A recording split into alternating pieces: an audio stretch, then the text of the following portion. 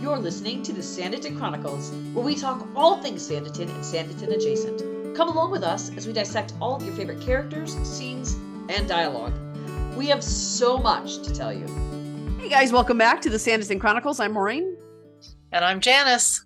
We are back tonight with another episode. We are doing a character spotlight, and it is on the amazing, the great Samuel Colburn. So you might notice this is coming a few days late, and I am sorry about that. Real life took over. I had some health issues that we couldn't record, and we just couldn't get it done. So that's why you're getting this a couple days late, but we are coming back at you next week with another new one where we are going to talk Samuel Colburn and all of his relationships. So we're doing the relationship dynamics a little differently this year. We're not focusing on like when we did Alexander and Charlotte. It's going to be the new characters and all of their relationships. So next week we'll have that. But this week we are going to highlight him. I love this character so much. What did you think of Samuel Colburn? Oh, I love it. And then the more I've watched it, the more I love him. Mm-hmm. Yeah, I think he's a really, really good character, and really, and Liam did such a fantastic job playing. What is it?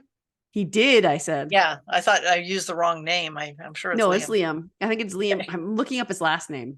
I thought he did a wonderful job of playing it, and the character was such an addition to that family, to the community. Yeah, I could easily see going on and doing another series with Samuel and Lady Susan. Absolutely. Oh my gosh, that would be so fun. Yeah, the adventures of Samuel and Lady Susan.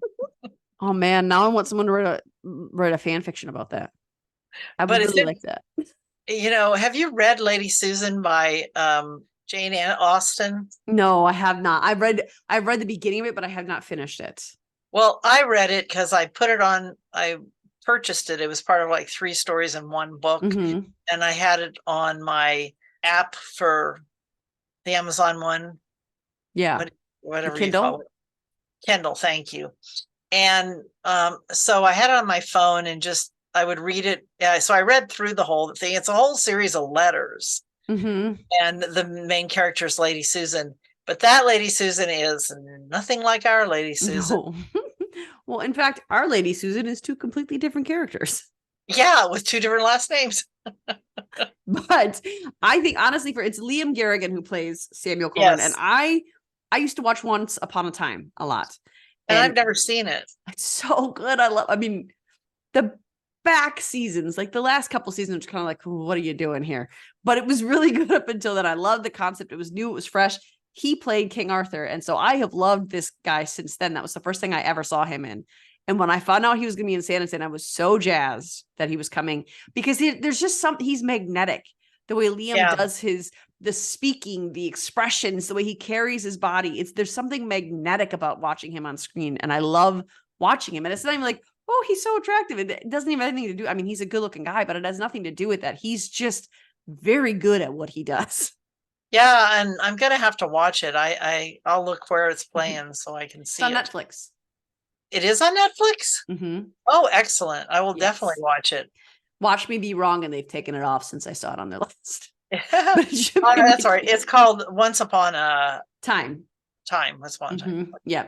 Yes, it's very good. Yeah. But he had my heart from that moment he was outside, even just from his back. I was like, oh, he's going to be good. He's going to be good. When he turned around, and it was when Leo had gone up to him and was like, I don't know you, that he's had my heart since that scene. He's just so good. And I love the way he's a very subtle character, and he's supposed to be a side and a background character, but he's just very good at his job. So when he's on screen, you're just automatically drawn to him. But he was a great support to so many people in this town. And the way he was so subtle with Alexander, and honestly, like, I love him and Lady Susan. It's his relationship with Xander that I really, really loved. Yes, because he kind of teased him, but he really supported him and felt guilty over what had happened earlier. And it was great to get the background story, because in season 2, we had a little hint that there was something that happened with his family. He didn't get into it too much with his brother about what it was about. But we had a hint, but it was so nice to have the pieces fall in place in season 3 and get more information about their relationship. And it was so funny when Alexander took off, and we didn't, I mean, we knew a little bit because we'd seen previews for this season Yeah. about what was coming, but otherwise you didn't really know what was going on. You didn't really know, who he was going after. Mhm. And so, at least the viewer wouldn't have had it not been for the previews. And so it was great. And just the way he was like so shocked to see him in London, and the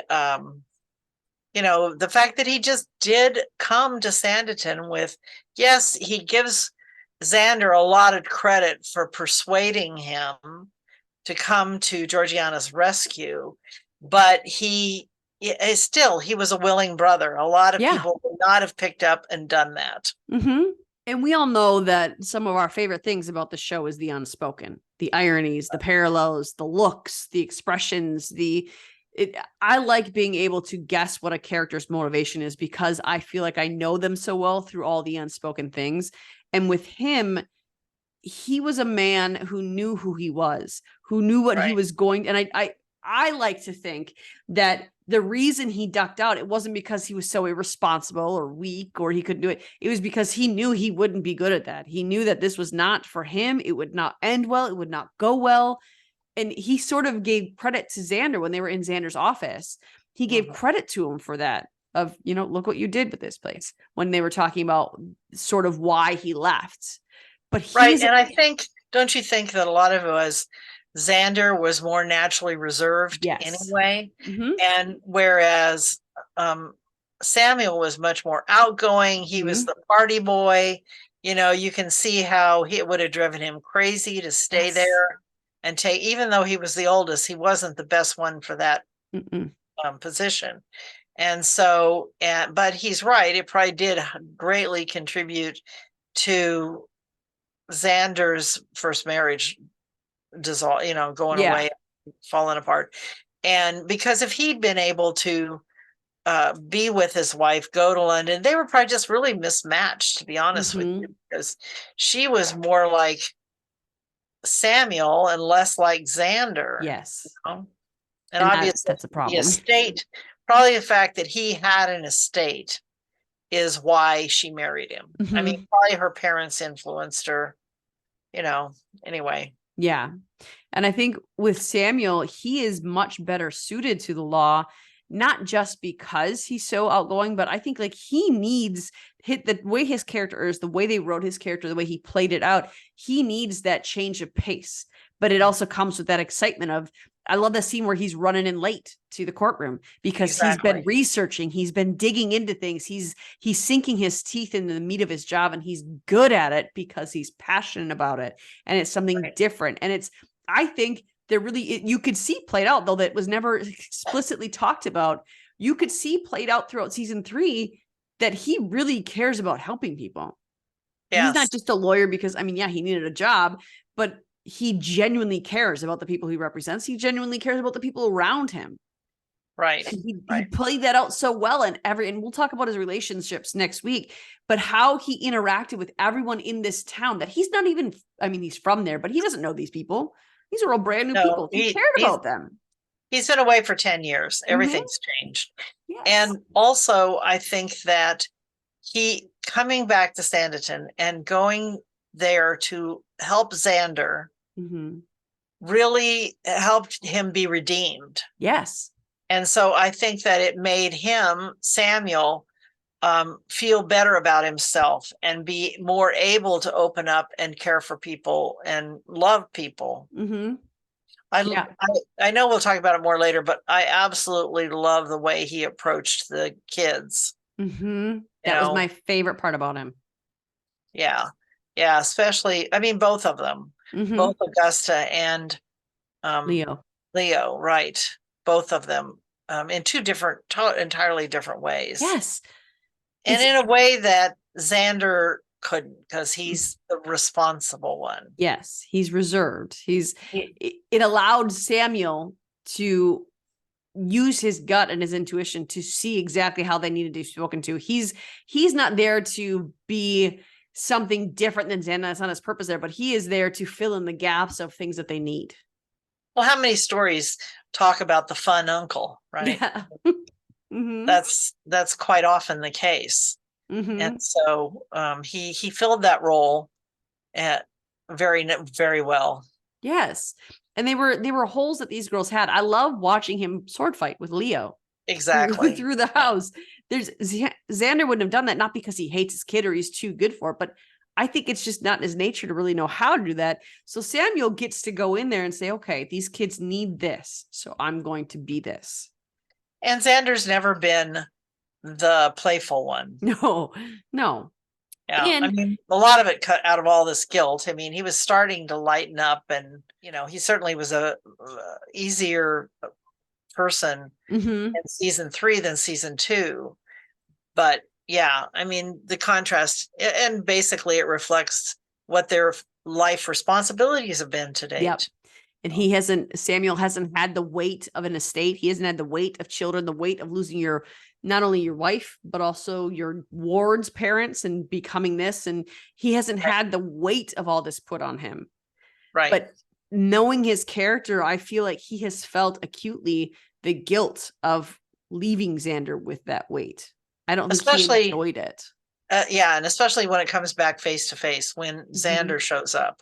And now I can't not think about it anymore. Mm-hmm. And I think that's the reason he stayed away so long, because he knew what it meant for Xander, for him to sort of abdicate his inheritance, abdicate his position. He knew what it meant for Xander. And I think that he felt so much guilt over it that's why he stayed away for all those years. It wasn't to stick it to Xander. Oh, no, I agree. Right. Exactly. And so this was also an opportunity for him to good excuse to come back. Yeah, absolutely. And I love that even his character he's so assured in himself. And that's a difference from Alexander too. He's so certain in himself of the difference between right and wrong that he's even willing to stand up to the king. Right. To do what's good and what's right, not just for him, but for her. He would be better suited to Susan than the king was, because he could care for her. He could love her. He knew that he had the capacity. And that's one thing I appreciate about his characters. He knew what his weaknesses were, but he also knew what his strengths were. And he played to those at every scene. And it made it really engaging to watch. Right. Yeah.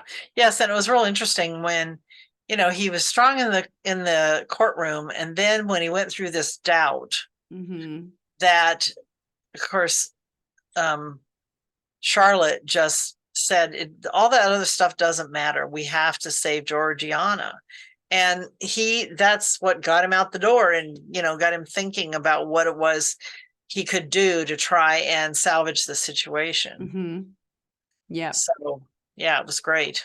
And he doesn't stand afraid of those things either. He said he likes to win. He does win, but he's not afraid to go before these foes. Right. And there's the scene where they're in Xander's office and they're talking about, he's talking about Charlotte and Xander doesn't think that that's what he's talking about. But there's these sidelong looks that his character would give, right? When he would sit there and he would just kind of cock his head to the side and look out over the side of his eyes. That was so meaningful. And you would just watch him watch these people. And you just knew instinctively that he was understanding them just by looking at them, just by watching them and paying attention.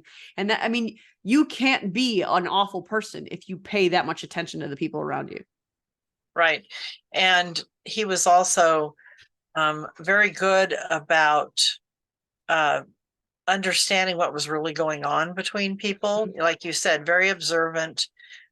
He understood that no matter what Xander said, he really did care about Charlotte. That was pretty obvious. And also, I think the way he observed what was happening with Augusta, and that she was, running off with a friend, very typical at that age, had this secret, in this case, it was Edward, the secret person she was meeting with. And he understood. I loved when he was walking into I think it was that center entrance, and Xander was yelling at Augusta that you can't go out, you're gonna have to stay here. And he just quietly backs out. Like, okay, I don't belong in this situation. Yes. But yet he knew what was going on with Augusta and knew that just shutting it down wasn't going to solve the problem. Yeah, absolutely. And he said something to Alexander about that, didn't he? About how you can't He keep her tried locked up. to. Yeah, he tried to. Did you have a favorite scene with Samuel? Oh, that's hard. There's a lot of favorite scenes. I mean, I love the way in the courtroom when he did his sort of closing speech and really concluded, and also pointed out what a falsehood the other side was giving, and how her father really did care about her, and then presented those letters.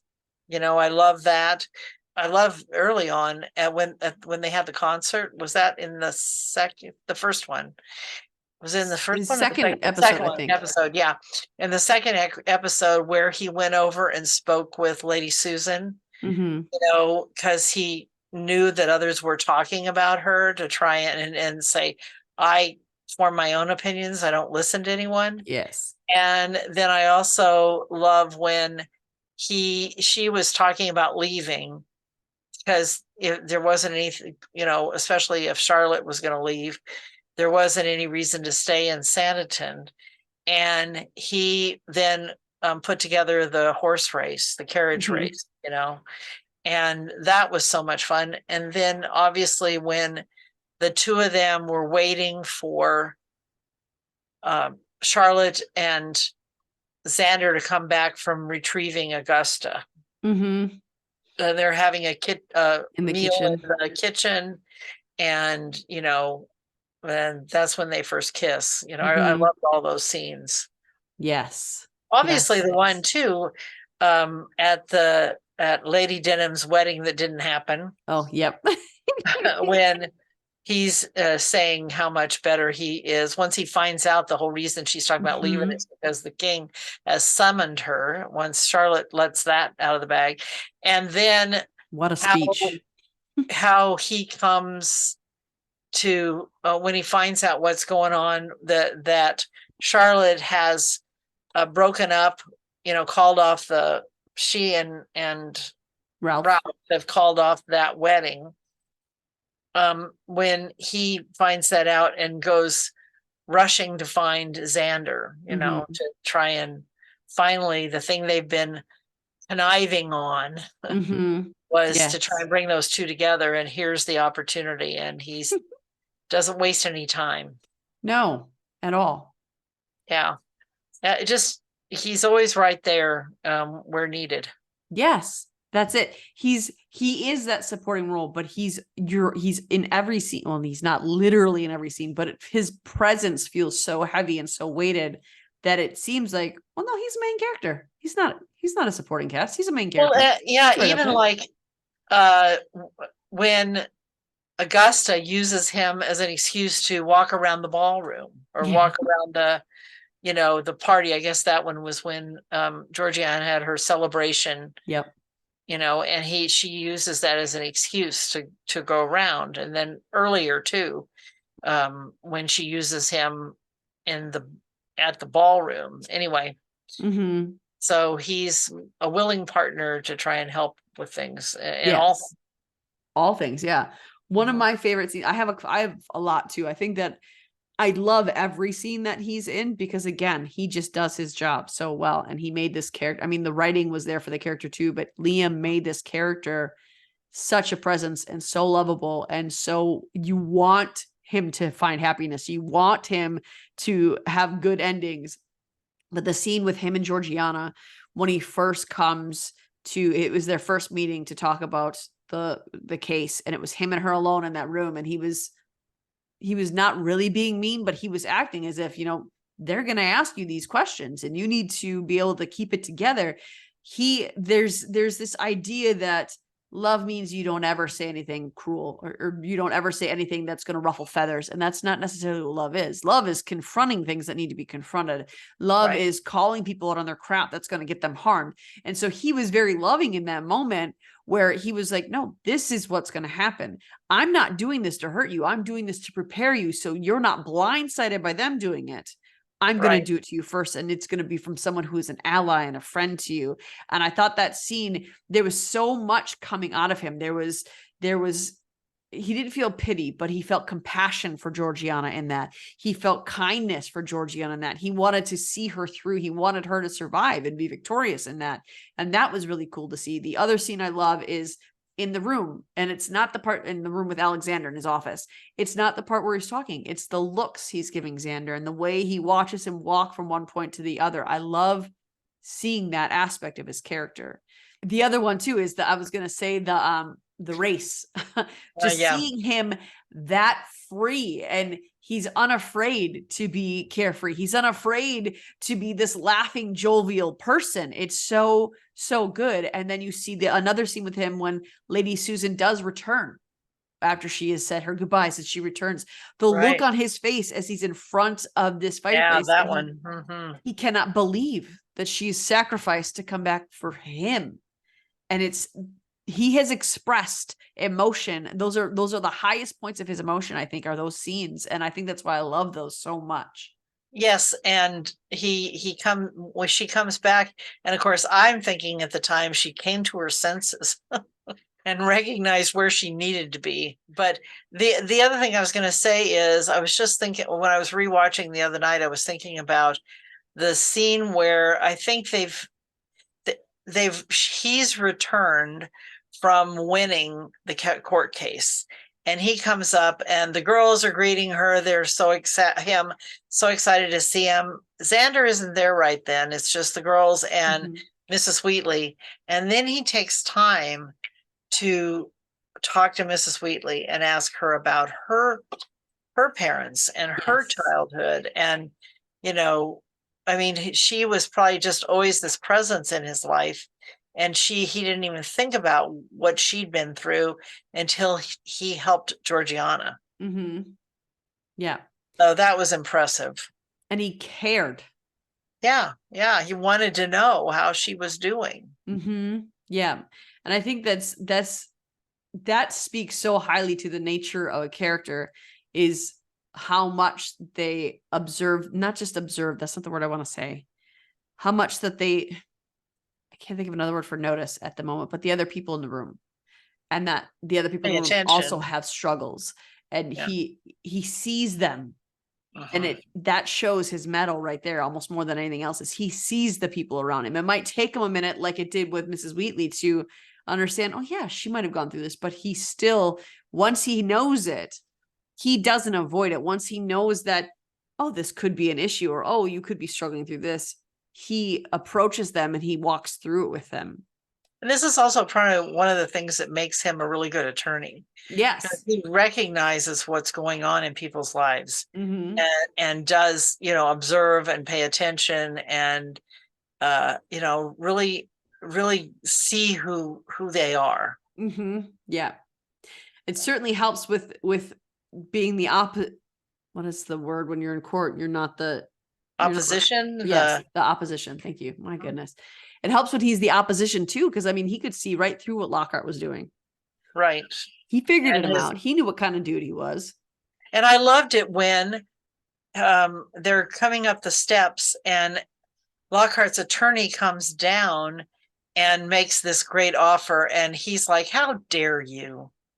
Which was awesome, because a lot of attorneys would be like, well, let's think about it, Especially then when you are defending a Black woman at that time who is the inheritance. It's just an inheritance from her father. It's not, there's discrepancies in her past versus supporting or not supporting. Oh my God, what is it called when a lawyer is defending? Yes. Oh, God. When you are defending a white guy who is blood relative of, more, you take out the black and white thing. He was a dude. She was a woman. He was a guy who was fighting for his right to the inheritance, and she was a woman who was fighting for her right to the inheritance. So even then he took what Georgiana was kind of the underdog in that. Right.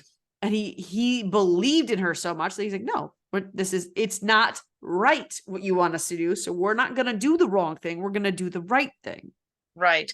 And I just love the way he honed in on the fact that if Lockhart really cared so much for his uncle, why had he only seen him once in his life? Yes. I mean, give me a break, And Yeah. and even though we assume what Lockhart said about, because I guess he had some paperwork that supported it, that he had sold her mother to somebody else. Well, of course, we learn later it's because he'd taken a wife, and she didn't want him there, and I'm sure the interracial marriage were extremely frowned on at that time. Especially from slave to slave owner marriages. Right. Yeah. It wasn't going to happen. I mean, yeah. But he kept his daughter. And I like too that Sam didn't let, it felt weird to call him Sam there, but I like that Sam didn't let Georgiana believe in the crap that Lockhart was saying for too long. He was there to say, well, even if he did, or while this may be the case, but this is what's true. He was there to ever remind her of what she knew was truth and what he knew was truth. He didn't he could have just let her spiral. He could have just been like, you know what? Yeah, so what? Let's get over it. No, he sat with her in it. Well, and then when they won, he took her hand and was holding her hand while they were, and as Lockhart just goes crazy and walks out. Yeah, that was satisfying, really touching. Yeah, what he did for Georgiana was really good, and I think he just lost confidence that one night, because he didn't know where to go. Yeah, initially, and then he figured it out. Well, also what Lockhart brought forward was very convincing if there was no proof to the opposition. Yeah. And I think that's why he did lose his confidence, because they weren't getting proof to say, well, no, this isn't exactly correct, because he didn't have that proof yet. And so it caused him to doubt, because he couldn't prove what he knew in his gut. Yeah. Of course, that's heavily conjecture on my part, but yeah, of course. I feel like I know these characters and I feel like I know what they would do. So yeah, I mean, we spent a lot of time with them, that's for sure. Yes, we do. They are my friends. Yeah, he's just really one of my favorite characters in this season. I was trying to think before we recorded this podcast, was he really just in 3? He was only in season 3, because he's such a big presence and he fit in so naturally. It felt like he was there longer, because he just, the way he came in and the way he took on these relationship roles with all these people, it felt so natural. Right. It has felt like he's been there forever. Yeah, and it's interesting. Well, obviously, Justin and the writers had this planned out. Yeah. They knew where they were going with it. We just didn't know. Mm-hmm. And I remember us at the end of season 1 speculating about, okay, now who is going to pick up the banner if they obviously kill off Sydney. And we talked about, well, maybe Mary has a brother, Yep. So we were right about a brother, just not the right brother. Exactly. But he was going to fit into the part. I mean, the Parkers are going to welcome him as his family, since he's with, Charlotte's family. So now he's family. Yeah. Yeah, no, that's right. Is there anything else about Samuel's character that struck you, or that, do you have any complaints about his character? Maybe? None. I don't have any complaints about his character either. There's not a bad word. I think we can say whatever we want about how the writers wrote this story. Maybe we wanted more episodes. Maybe, you should have remembered Lady Susan's last name. There's things that were made mistakes, but I don't think a single mistake was made in the way they wrote Samuel Colburn's character at all. Well, yeah. And even like the proposal he gave, he was trying to give, and the way we'll get into the relationships more, but the way he talks with Charlotte, is really good. Yeah, no, I think he was exceptional. And I'm sure you heard this already, but I understand that Sophie and Liam have become good friends. Which is cool. I mean, so I'm assuming probably their families are now too, but they really had a good time on the set, and they've it sounds like they've extended their friendship now that this project's over. Good. Which is cool to see, because we know, for instance, that Charlotte and young Stringer, what's that actor's name? Leo? Yeah, not Charlotte. Yeah, Leo and isn't that funny? They used Leo, Charlotte, and Rose. Queen Rose? and Leo are friends. Yeah. And so it's good. It's nice to see those friendships come out of this. Yeah. And I suspect that Jack Fox and Charlotte Spencer are good friends too. Oh, man, I hope so. Yeah, they certainly were in the post when they were doing the promotion stuff afterwards. It's real obvious they were having a good time together. I'm sad that we aren't going to have an Esther Denham character spotlight this season because she wasn't in season 3. Nope, she was not. But I miss her. But we do have Lady Lydia, who kind of took that role. So. I wish she was. Now that was. We'll get into that when we talk about her. But that was the lack of her storyline was a complaint of mine. I felt like I could use more Lydia in my life. Well, they could have continued with her and Lady Susan and Samuel. I mean, hey, there's still hope. That's the dream. I don't think this particular team is going to do it. Maybe somebody else will pick up the banner down the road. Justin Young, Janice and I are willing to sit with you and talk through storylines. Like, let's just do it for free. Even you don't even have to pay us. Let's just help. Because that's what you want. You want someone who's so bad at it that they're free. Yeah. No, just next time I just want to be the quality control person. Yes. We just want to check your work. We want to make sure that the script I still can't believe that the person who did check the script didn't catch the Lady Susan thing. I don't get it. Like the moment they said, I was like, wait a minute. That's not right. It was different before. And then of course, when this came out, I had just finished my cancer treatment. So I was like, am I just remembering it wrong? Did I get it wrong? Am I wrong? No, I was right. That would be an interesting discussion to have with, what was his name? I want to say it's Liam too. That was the Liam Hoops. Yeah. Cause he was helping with some of that. I don't know if he was as involved in 2 and 3 as he was in 1. I don't know though. He did help with 2. Several episodes at the beginning of season 2. I know that. Yeah. So that's when they started with no, she didn't come back till 3. So maybe he wasn't involved. Yeah, that's possible. And the other thing I love about that, and I know that this is a Samuel Colburn episode, and this is the last thing I'll say that's not Samuel Colburn related, but I absolutely love how baller Paula Byrne is, that she was like, I could lie to you, but no, this is what it is. Like that's just such a cool move to make, that she was like, no, we made a mistake.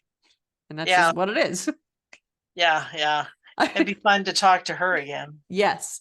It suspended our reality a little bit and we were a little sad, but I think it's amazing that she just came out and was like, no, this is what it is. That's awesome. Yeah, that she just owned up to it. Yeah, because she could have lied and we wouldn't have known any different. Yeah, she could have said, well, she got remarried. Yeah, she went back to her maiden name. There could have been 1,000 different reasons, but no, she didn't lie to us. Yeah. So I think we will talk more about Samuel Colburn, but I think that's really all we can talk about without talking about his relationships. I would agree with that. So we gave you a pretty good breakdown of why we like Sam Colburn, why he is perfect, why I even liked him as much as I liked Alexander Colburn, honestly. Yes, and he's perfect in a wonderfully human, flawed way. That's a perfect way to say it. A perfectly human, flawed way. That's perfect. That's exactly what he is. And I mean, honestly, I would probably love anything Liam Garrigan did, because I think he's just so magnetic. And I know I've said this like 18 times, but he is so good at his job. I like watching him act. I definitely want to go back and watch that one series and look for anything else he might be in. Honestly, that season that he was in Once Upon a Time, That's when the season started to get kind of tired and boring, but not when he was on screen. The storyline was kind of like, oh, wow. So you're just going to try to make this work, even though it doesn't make any sense at all. But he was so good that I will always rewatch that season just because it's. Do you know what season he was in? I believe it was 6. Okay. Mm-hmm. It was, yeah. Have I think it was end of 5, beginning of 6. So I think that if you're looking for, obviously Once Upon a Time is not the same caliber as Sanditon. It's a different world. But if you want to watch the season where Liam Garrigan is on, he does go back to, I mean, it's medieval times. It's not Regency times, but he plays a medieval king. So, I mean, if you're looking for something else to fill your Samuel Colburn gap in your hearts, you can go back and watch that. There's many other things that he's in as well. I actually should have pulled up what else he's in. So he's in a lot of TV shows. He's got a lot of movies he was in. There's a lot of like small parts here and there. Once Upon a Time is the show that he was probably in the most, 11 episodes. So check out his IMDb profile. That was the only other thing I've seen him in, I think, even though he's been in a lot. I think a lot of these are, his first thing ever was a TV show called Holby City in 2003. That's the first credit he has listed. So he's only been in this for 20 years, which is a relatively short amount of time. My guess, he's probably done quite a bit of stage acting. I think so too. See, he's one I would, of course I could say that about every single actor on this show. He's one I would like to talk to. But yeah, any of you, I'm afraid to ask anybody to be on right now because I don't know who's in SAG and who's in the British side of this. So I haven't been asking for interviews because I know that if you're in SAG, you're not allowed to talk about your past or present or future work on podcasts, or it specifically says podcast interviews. So I don't want to step on any toes. And I don't want someone to come on and then I find out they're in SAG and then I get them in trouble with asking them questions or whatever. So we aren't getting interviews until the SAG strike is over, which seems unfortunate. So if you are listening to this and you are one of the cast or crew members on Sanditon and you were allowed to talk to me, I would love to talk with you. Liam, I would love to talk to you too. I think that you're fantastic at what you do. So check out his other stuff. I mean, it's really good. Tune in next week where we're going to talk about his relationships. And you can find us in our Facebook group, which is the Sanditon Chronicle, Sanditon Family Fan Club. I've been trying to get some more posts in there. Of course, that includes 3. I put 3 posts in there last week, but still, it's more than I have. Check us out there. We've got social medias. Remember to subscribe to our YouTube. I did put out our membership video last week. I had recorded that a couple weeks ago, and I just put it out on Saturday, letting you know of the change in our membership status. You can sign up for those memberships. And a reminder that if you don't sign up for those memberships, absolutely nothing on this channel changes for you at all. You are still going to get the podcast that we're doing every week. You're still going to get all the stuff that we do. We're still going to put out stuff for you. Memberships only get you added on perks. That's all. So if that's something you want to do and you want to support us in that way, that'd be great. If not, we do have, if you look at our Podbean page, we do have it's not called Patreon, but it's called some sort of funding on there. If you want to support that way, you can do that as well. So that's what's coming up. That's what we have going on for you. Stay tuned for next week and let us know what you think. It doesn't matter if you have things that you agree with us on or things that you disagree with us on. We love hearing from you. We like hearing that you disagree with us because we're all human beings and we aren't all the same. So we want to hear if you may have thought of something we didn't. Absolutely. So make sure to let us know. Talk to us on our YouTube videos. Talk to us in our Facebook group. Say, hey, what about this? Or, hey, you were wrong about this. Totally fine. We love it. We don't get mad at it. We're fine. So make sure you're interacting with us and we will see you real soon. Bye, guys. Bye-bye. Are you craving more TSC content? Head on over to our social media accounts. You can find us on Twitter, Instagram, and our Facebook group, the Sanditon Chronicles, Sanditon Family Fan Club. Also, check out our website, thesanditonchronicles.com. Of course, we want to hear from you. We want to know what you want to hear and what your thoughts are. Email us at the.sanditonchronicles@gmail.com. And don't forget to subscribe to our YouTube channel. Tune in every week for new episodes.